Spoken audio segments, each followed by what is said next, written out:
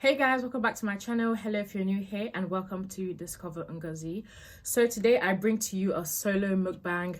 It's currently Christmas Day, and I just thought, you know what, I might as well just film, because why not? So this is the food that I got. I got some ribs, some shrimp, some sweet corn and chicken soup. So I thought I'd bring to you a mukbang whilst I reminisce.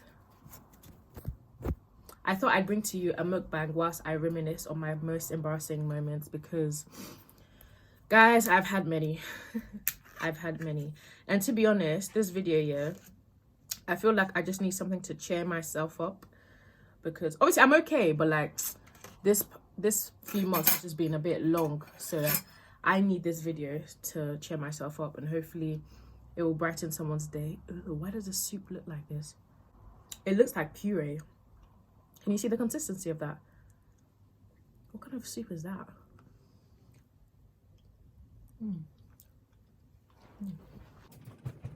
The soup was really popular on the menu, so I assumed it was going to be good, and it's good, but it has a very funny consistency. Wow. I was definitely meant to be eating Nigerian food, but I definitely didn't consider the fact that it's Christmas Day and that they were going to be short, obviously. But Chinese places and summer places were still open. So my most embarrassing moments, oh my god, guys, I have so many. And the thing is, I feel like there's really nothing embarrassing about being embarrassed. It's a part of life, like, it's normal. They really packed up the chili oil. Who's going to finish that? Anyways.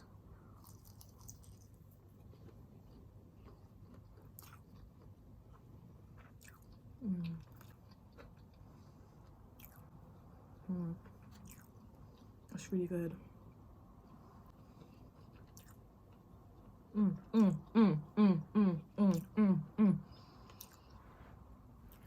So this was when I was in Togo, when I was like in year 5, I believe. I was walking to school and from my boarding house, and the way it was like a 10-minute walk from my boarding house to school. So I was wearing one of those skirts, you know, there's like layered skirts, like those mini skirts, but they have layers, and it's like in the wind it, like, you know, can flow and stuff. So I was wearing one of those and I was going to school, and I had just been to the toilet before I left my boarding house. I just been to the toilet and stuff, washed my hands, whatever, came out, and I was walking to school. And the way it was is, I'm pretty sure the capital of Togo is Lomé, and we lived in the Kes, which was kind of like the heart of Lomé. So it's a very busy like street, like there's people selling stuff on the road, and there's a lot of young people, old people on the street and stuff. So that's like the walk to school from the boarding house. Good shit.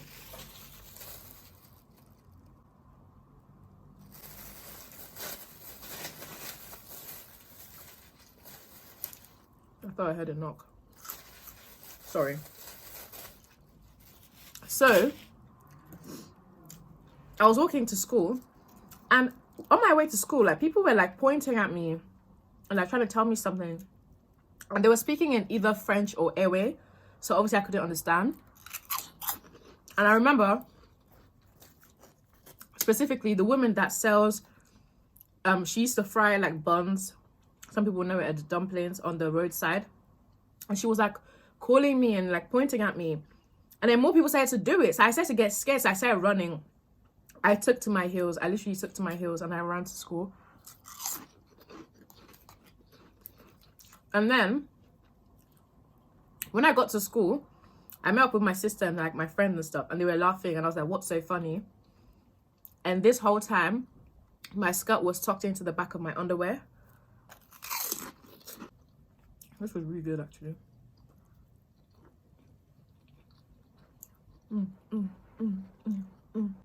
So yeah, my skirt was tucked into my underwear, and I didn't realize. And that's why these people were calling me. They were just trying to help me out, and I was there running for my life, thinking that, you know, they wanted to do something bad, or I don't know, I was just nervous. And guys, I know it sounds like It sounds minor, but deep it, I literally walked all the way from my boarding house to school with a skirt that was normal in the front, and in the back was my underwear, basically fully on show, and I didn't realize. And I don't know how I walked all of that. One of my friends, Promise, if you're watching, I think she's the only one that will probably vividly remember this story, and it was just like, it was so funny. Obviously at the time it wasn't, but definitely one of the top embarrassing things that have happened to me. I didn't realize how hard it is to talk and eat, especially when I'm hungry, because I will eat. Another time was basically in school. I had this huge crush on this guy. If you know, you know. Like, I had a huge crush on him, and he was much older than me. He was like at least 5 years older than me. My school were organizing like an event, and he was part of the people organizing it. It was like a spring ball event, and he was one of the promoters. During prep time, yeah, he came to promote the event to us and to obviously invite people and stuff. And the thing is, when I was younger, if I crushed on someone, it was huge. Like, I couldn't even talk to them. It was so serious that I couldn't even talk to them. And if I tried to talk to them, I could cry. I'm not even exaggerating. I could cry. My emotions were so strong for some reason, and I actually could cry. So he was promoting the event, talking to people, everything. And then when it got to my turn, I thought he was trying to ask me out on a date. So I literally was shaking. Like, guys, I'm not joking. I actually had tears in my eyes, but he couldn't see because I was holding it back. He was like, hey, how are you doing? Hope you're doing well. So the spring ball's coming soon. I hope you're gonna come. And I really thought he was about to say, like, if I wanted to go with him as a date. That's why I was so gassed. But he was only promoting the event, so I really don't know why I got so high. But it was very embarrassing because I had just embarrassed myself, because I was literally shaking there, shaking like a crocodile. And this guy was only just trying to promote his event, and I was there thinking he's trying to ask me out on a date to the event. It was very embarrassing. But the thing is, yeah, guys, this guy, yeah, obviously he wasn't feeling it. I was much younger than him, probably not his type, but he used to, I know he used to entertain it, because yeah, it was just one of those things where I was just this little girl who had a fantasy. You know, I knew it would never happen, but I just fancied him, and I think he kind of liked it because he used to encourage it a bit. So one time we went to Paris, yeah, I'll tell you guys what about one time we went to Paris trip. Me and him didn't go to Paris. That didn't come out right. We went on a Paris trip with the school. Oh my days. Oh my days. Don't tell me this has been there the whole time. I actually will cry. Woo! Shit. And then, so imagine, yeah, when we got to Paris, when we were in the queue to come out of the airport, and we'd got our suitcase and stuff. He had his suitcase in one hand, and the other hand, I think he had a bag or something. And he called me, and I came, and he was like, can you please help me put up my headphones onto my ear? Can you please help me put up my headphones onto my ear? Like, I remember so vividly, it was some Red Beats headphones, and I was so gassed. I was like, oh my god, yeah, sure. Guys, literally, this was me literally putting on the earphones, like shaking, like, because I was so nervous. And obviously I was tiptoeing because he was a lot taller than me. And it was so funny because, like, he was doing that because he knew I liked him. He knew, like, I'm so sorry. And he probably just thought it was funny because he knew it would never happen. So he probably thought it was funny to encourage it. Okay, so another embarrassing moment. I was working in a place, I'm not going to say where. This was before I went on to get a waitressing job at another agency. Before I was working at before I was working at waitressing, I was working at another job. So I was working, yeah. I applied for a job. The thing is, yeah, when I applied for this job, I didn't know exactly what to expect. And clearly, I didn't know what I was doing. Because if I did, I wouldn't have applied. So I applied to be a kitchen porter. Did I research what it meant to be a kitchen porter? Did I know what I was going to be doing on a day-to-day basis? I did not have a clue. I want to eat this ribs with my hands because who eats ribs with a fork and knife? It's too hard to talk and eat. I can't do this. Food is too good. Okay, so I applied for a job now. I went to the interview. Got to the interview. I'm like, why am I the only girl? Why am I the only girl? What's going on? I'm like, there's no other girls in this interview. Why is it just me? But it's fine, right? It's fine. I got the job. So I was gassed. A job is a job. I start now. My first shift is in a boat with agencies. Sometimes they can post you to prestige locations. Like, they can post you to like Buckingham Palace, Windsor Castle, stadiums, events done on boats and stuff. So my first event was on a boat. Let's not even talk about how seasick I was or how tired I was. My first shift was 8 hours, guys. I was washing dish. That, as a kitchen porter, all you do is wash dishes, clean the kitchen. That is it.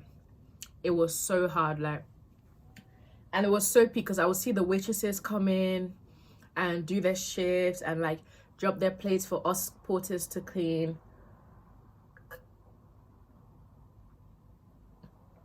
And I was just like, oh my god, it's not fair. Like, I wanted to be a waitress. I didn't want to do like a kitchen porter job. So the day I gave up was on my 4th shift. I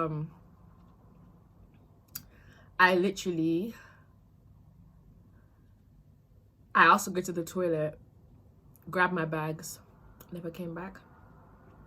The next day I got a call. They were like, what happened yesterday? I was like, I wasn't feeling well. And they were like, you're very unreliable. I'm sorry, we're going to have to let you go. I was like, yeah, it's okay. I know. I didn't even argue. I didn't even try to get the job, keep the job. But luckily, after I quit that job, I applied for a job with another agency and I got a waitressing job. So low key, on the lowest of keys, I low key leveled up from a kitchen porter to a waitress. I low key leveled up, okay? Okay. But guys, honestly, yeah, I didn't realize how hard it is to talk and eat. The hell? I already know this is going to take me so long to edit because there's so many parts that I've just been pausing and you guys are not going to sit here and watch me pause. Guys, if you want to truly enjoy this video, eat. I'm really full already. I'm going to have to save the rest of the mukbang. I'm going to save the rest of the food for later. Everything I ordered was banging. Chicken and sweet corn soup, 8 out of 10. The ribs, banging. The shrimps is my favorite. So, in case anyone is wondering, I was meant to, obviously it's Christmas Day, so a lot of people are probably at home with their family, eating. I was meant to spend Christmas with my family, but I couldn't make it because of the lockdown, the tier 4. And three very sweet friends of mine did offer me to come over for this for Christmas. Thanks for Liz and Anna. But to be honest, I kind of just was like, you know what? I feel like everybody might have to spend Christmas once alone in their lifetime. I might as well just do it for this Christmas and, you know, just film this video and just chill and enjoy my own company. So that's why I didn't want to go to theirs for Christmas. And I just wanted to just be the Grinch this year. But guys, thank you so much for watching this video. I'm so sorry if it was hard to follow. I wanted to share my most embarrassing moments, but I wanted to do it with a twist because I feel like I've been talking and sitting down a lot. So I thought a mukbang would be a different way to do it, and I'm hungry as so that's why and I couldn't be patient enough to film and then eat. But thanks so much for watching. I love you guys so much and I really appreciate it. Have a good day and enjoy this festive period. Bye. Hey guys,